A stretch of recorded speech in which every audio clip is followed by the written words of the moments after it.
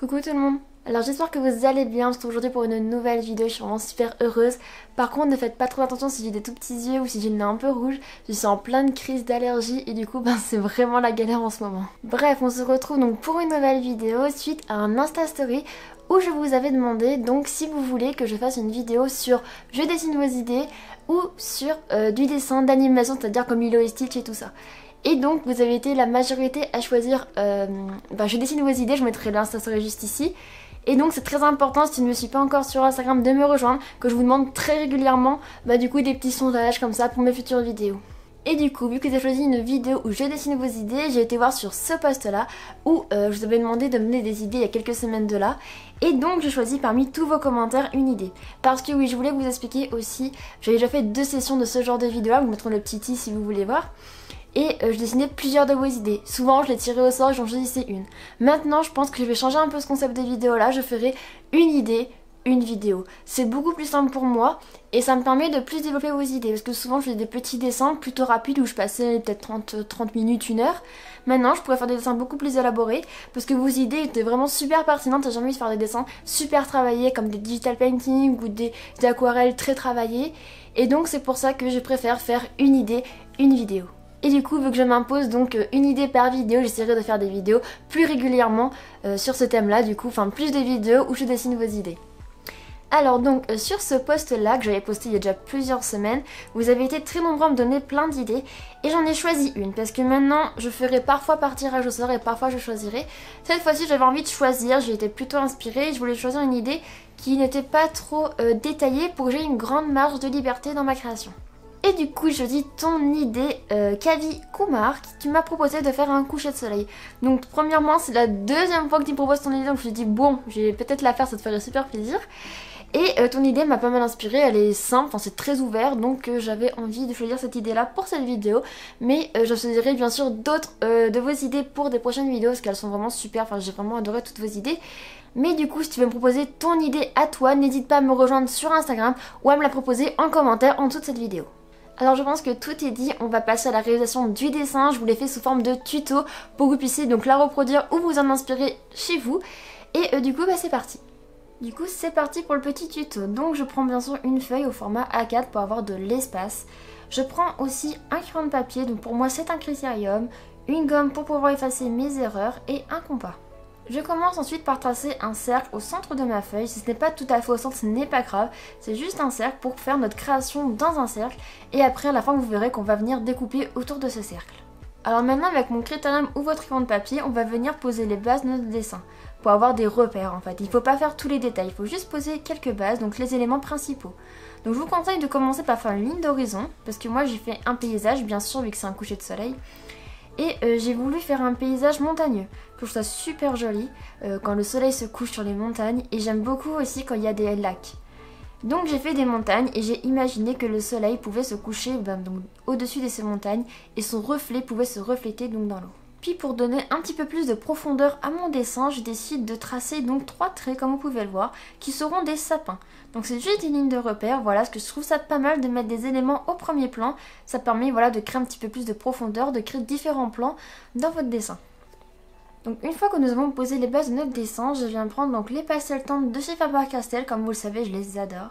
Et on va commencer par du coup mettre de la couleur à notre création. Donc bien sûr n'oubliez pas de commencer par effacer un petit peu votre dessin. Ne faites pas mon erreur parce que moi j'ai oublié, ça fait un gros truc tout moche. Donc effacez un petit peu votre crayonné pour pas que ça se voit à travers vos pastels. Et donc je commence par faire le plus clair et je vais aller dans les teintes les plus foncées. Je procède toujours de cette manière là, c'est beaucoup plus simple. Et bien sûr on mélange les couleurs, vous verrez par la suite que j'utilise un petit mouchoir ou même mes doigts pour mélanger les pastels. Parce que oui, vous pouvez utiliser vos doigts, franchement ça fait des mélanges super chouettes et des très très belles textures.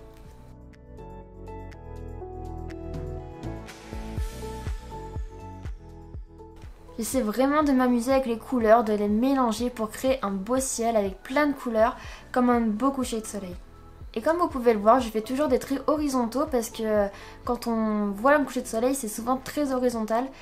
Du coup c'est pour ça que je fais beaucoup de traits horizontaux que je viens après estomper de manière un petit peu moins rigide. Mais je pars sur des bases voilà, très horizontaux, enfin pour faire comme les nuages, l'horizon, tout ça. Donc une fois avoir traité le ciel, on va maintenant s'occuper des montagnes. Donc je prends un marron et je commence par du coup tracer mes montagnes, voilà, les sommets. Et bien sûr on n'oublie pas de faire des petits reflets en jaune, orangé, marron clair du soleil. Parce que voilà, le coucher de soleil c'est un peu une lumière chaude bien sûr qui se reflète donc sur les sommets des montagnes. Donc on n'oublie pas de jouer avec les ombres et les lumières. Et bien sûr on vient estomper un peu le tout et c'est très important comme je vous dis de suivre la forme. Donc pour les nuages, enfin pour le ciel j'ai fait des traits plutôt horizontaux. Pour les montagnes là c'est tout l'inverse, je fais des traits qui suivent les montagnes, qui suivent la forme des montagnes pour leur donner un petit peu plus de volume et de relief. Après les montagnes on va passer au lac, donc à l'eau. Donc je commence par mettre un bleu très clair et après j'assombris comme je vous ai dit. Et puis on peut enfin s'amuser à faire le reflet du coucher de soleil dans l'eau et ensuite le reflet des montagnes que l'on retrouve dans l'eau. Bien sûr n'oubliez pas, puisque c'est un reflet, il faut absolument que ça ne soit pas défini, que ce ne soit pas des traits nets, pas comme le ciel ou les montagnes, que ce soit assez flou, parce qu'un reflet comme vous savez, ben voilà, c'est très flou et on part toujours sur des traits horizontaux, voilà, parce que c'est de l'eau. On passe maintenant au sapin. Donc comme je vous ai parlé au tout début que je veux des sapins au premier plan pour donner plus de relief. Donc moi avec toutes mes couches de couleurs on ne voit plus du tout mon croquis en dessous. Donc je fais ça un petit peu au feeling et je me rends compte que 2 sapins suffira largement. Du coup je prends du noir pour faire vraiment un très fort contraste parce que c'est la nuit aussi, il faut pas l'oublier. Enfin le soleil se couche mais la nuit commence à tomber. Et donc avec ma pastel noire, bah, je fais des sapins, voilà, qu'on voit juste en ombre. Et après avec des pastels un peu plus clairs, donc dans les tons de jaune, de orange clair, je viens faire des reflets comme pour les montagnes en fait. La couleur chaude du soleil vient se refléter sur un petit côté en fait du sapin. Donc on joue avec les ombres et les lumières. Je rajoute aussi quelques sapins tout au fond de ma création, donc vers les montagnes pour ajouter plus de réalisme, parce qu'il ne peut pas avoir que 2 pauvres sapins quand on est à la montagne, il y en a bien plus que ça. Donc je rajoute quelques sapins juste au fond et bien sûr je n'oublie pas de faire leur reflet dans l'eau. Bon, après cette étape des pastels, il est impératif de se laver les mains comme vous pouvez le voir, franchement ça salit énormément les doigts. C'est pour ça aussi que je vous conseille de commencer par les couleurs claires, parce que comme ça, vous ne salissez pas les autres pastels. Parce que si vous commencez par du noir, quand vous allez prendre la craie jaune en main, vous allez en foutre partout et ça sera plus vraiment du jaune, ça sera du jaune tout sale, tout caca quoi. Donc voilà, donc c'est impératif de nettoyer les mains super souvent quand on manipule les pastels, mais sinon commencez bien par les couleurs claires. Et du coup, qui dit pastel dit fixatif, parce que si vous touchez votre dessin, il va tout s'effacer et se détruire. Donc n'oubliez pas de le fixer avec du fixatif ou utiliser de la laque pour les cheveux, ça fonctionne très bien. Attendez bien que celui-ci soit bien sec pour le reprendre. Je vais maintenant prendre ma boîte de pastel à huile, toujours de chez Faber-Castell, pour du coup continuer notre dessin. Donc avec ces pastels là, comme vous pouvez le voir, je viens rajouter un peu plus de détails. Donc c'est des pastels qu'on peut beaucoup moins estomper, voilà, enfin vous pouvez le voir du coup. Et je viens rajouter donc des détails, un peu plus de finition à mon dessin et un peu plus de contraste. Je vais maintenant avoir besoin d'un Posca, donc avec une pointe plutôt fine, mais prenez un Blanco si vous n'avez pas de Posca. Et avec celui-ci, comme vous pouvez peut-être vous en douter, on va venir faire plein de petits points dans le ciel pour symboliser des petites étoiles. Donc j'en fais vraiment pas mal et j'en fais aussi de différentes tailles, c'est assez important pour que ce soit plus réaliste bien sûr, parce que toutes les étoiles ne font pas la même taille. Donc on en fait des plus petites, des plus grosses, des rapprochées, des éloignées, on s'amuse. Je viens aussi avec le Posca, comme vous pouvez le voir, éclaircir les zones très lumineuses. Je vous conseille de remettre une couche de fixatif ou de laque pour bien sécher du coup la pastel à huile et les restes de pastel tendre qui n'ont peut-être pas séché, parce que moi c'est mon cas. Par exemple sur les sapins le noir n'a pas du tout bien adhéré, donc je refixe bien l'ensemble pour pas que ça bouge. Et pour finir vous allez vous munir d'une paire de ciseaux. Et il vous faudra reprendre votre compas qu'on a utilisé donc au début.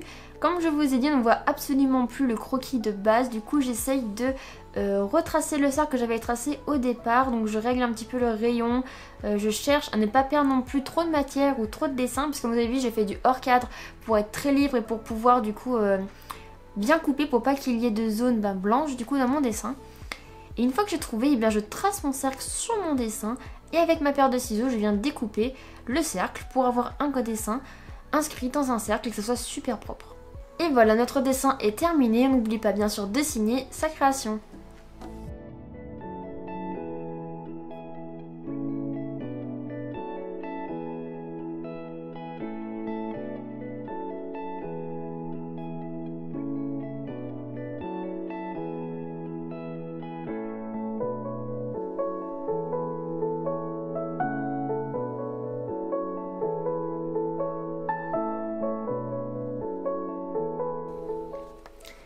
voilà, la création est terminée, elle ressemble à ça. Voici le résultat final que tu as pu voir dans la vidéo. Donc j'espère qu'elle t'aura plu, n'hésite pas à me dire en commentaire ce que tu as pensé donc de la création, de la technique. Comme je vous ai dit, j'ai voulu essayer de me donner un petit défi en utilisant des pastels. Après j'utilisais un petit peu de Posca, mais je voulais vraiment retester mes compétences en pastel pour pouvoir essayer de m'améliorer. Et je trouve ça toujours chouette de faire des paysages en pastel, je trouve ça vraiment super cool. Et bien sûr, si tu as aimé, tu peux aussi liker la vidéo et me laisser un commentaire pour me donner ton idée pour une prochaine fois. Et bien sûr, si ce n'est pas déjà fait, n'oublie pas de t'abonner, c'est super important, tu pourras avoir plein de mes nouvelles vidéos. N'oublie pas aussi de cliquer sur la petite cloche pour ne rater aucune de mes vidéos, parce que comme vous le savez, YouTube ne vous montre pas forcément les vidéos dès leur sortie des personnes que vous suivez. Donc cliquez sur la petite cloche pour être informé de mes nouvelles vidéos, mais vous le savez, mes vidéos sortent tous les dimanches. Voilà, comme ça vous le savez, on se donne rendez-vous tous les dimanches sur ma chaîne. Mais c'est important de nous soutenir, enfin de soutenir les personnes que vous aimez, les personnes que vous suivez. Et donc moi je vous remercie à tous d'être là. Et avant de vous quitter, pour que je vous parle d'un dernier petit truc, j'ai mis il y a quelques jours ce post là sur Instagram et également sur Facebook où j'ouvre une FAQ, du coup une FAQ, une fois la question, sur mes études. Donc vous êtes très nombreux à me questionner sur mon BTS, sur mon établissement, tout ça, vous êtes énormément à me contacter par message privé. Et du coup il y a une personne, je me suis dit mais pourquoi je fais pas une FAQ?